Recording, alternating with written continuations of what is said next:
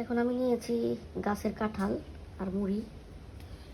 তো বৈশাখ জ্যৈষ্ঠ মাস তো পড়েই গেছে, গ্রীষ্মকাল চলতেছে, আম কাঁঠালের প্রচুর সমাগম। বাড়িতে আমরা গ্রামে থাকি, গ্রামের মানুষ, আল্লাহ দিলে একটা দুইটা গাছ তো থাকি খাওয়ার জন্য, কিনে খেতে হয় না। তো আমি বিচিগুলো ছাড়িয়ে নিছি। এখন মুড়ি দিয়ে কাঁঠাল দিয়ে খাওয়াটা আমার কাছে খুবই মজাদার একটা খাবার।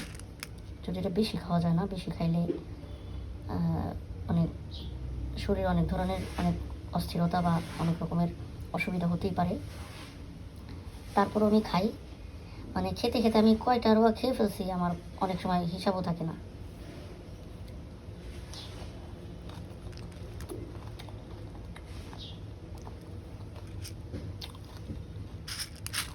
অনেক মিষ্টি। আর কাঁঠালের রোয়া আমি শুধু শুধু খেতে পারি না, মুড়ি দিয়ে খাওয়া যে একটা আর্ট, এই আর্টটা সবাই জানে, কিন্তু আমার কাছে মুড়ি দিয়েই ভালো লাগে। জাস্ট খাইতে হয় সেজন্য না, আমি মুড়ি দিয়ে খেতেই পছন্দ করি। আপনারা কে কে পছন্দ করেন মুড়ি দিয়ে কাঁঠাল খেতে? আর আমাদের গাছের কাঁঠালটা খুবই মিষ্টি আর আলাদা একটা ফ্লেভার আছে।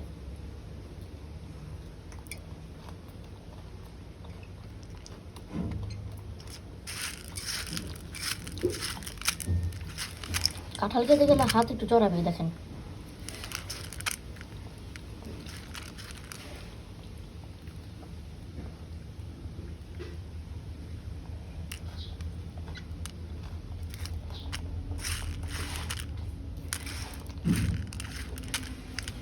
আশা করি সিজনের জিনিস, সিজনের ফল আপনার খেয়ে দেখবেন।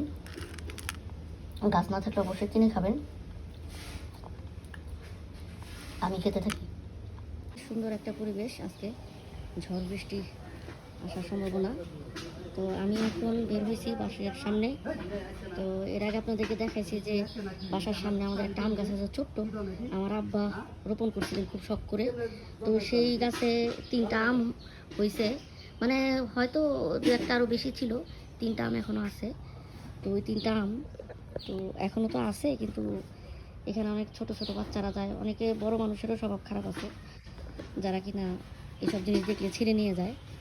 তো সেই সেফটির জন্য আর বেশি বড় করতে দেওয়া গেল না আমটাকে, এখন আমি ছিঁড়ে ফেলবো। আমার সঙ্গে আম ছিঁড়ে দেবো, ঠিক আছে?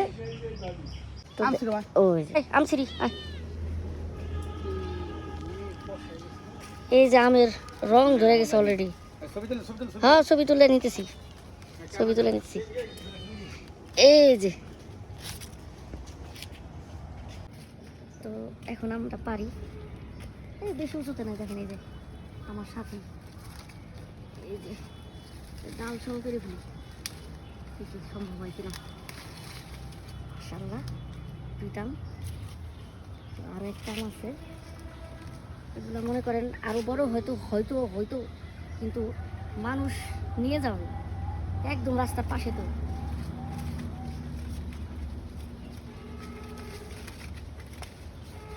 ছিটতে পড়তেছি, বাহ দেখেন, এই যে হচ্ছে রাস্তা, একদম রাস্তার পাশে, শুধু রাস্তাটা না তো একটু আসা হয়েছে।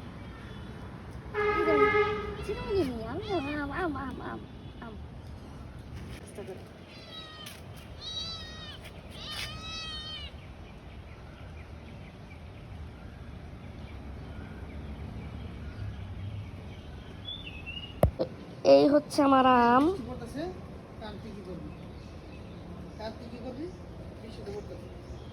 দেখেন।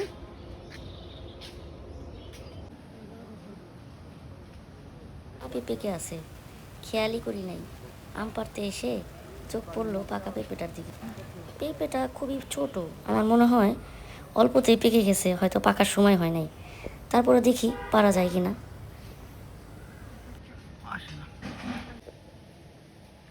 এই যে পেঁপেটা পাকছে, দেখছেন? এটাও পেরে ফেলতে হবে এখন। পেঁপেটা পায়রা নিয়ে আসছি, ছোটোকালে পাকছে, ইসরে পাকা আর কি, ছোটোবেলায় পাকছে। তো এটা কেমন সাদা আল্লাহ জানে। এই যে পেঁপে বললাম না যে পেঁপেটা তো পাকে নাই, কাঁচা কাঁচা, তারপরেও দেখা যাক খাওয়া যায় কিনা।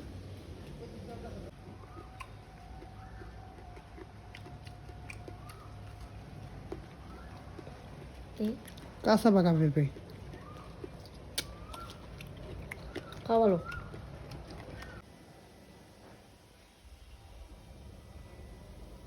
মনে হচ্ছে না একদম মানে মাটির আম বা শোপিস। তো সেই আম তিনটাই নিয়ে এভাবে দেয়ালে ঝুলিয়ে রেখেছি। দেখি কতদিন সময় লাগে পাকতে, আদৌ পাকে কিনা, কারণ এই আমটা তো আরো বড় হতো। অপেক্ষায় থাকি।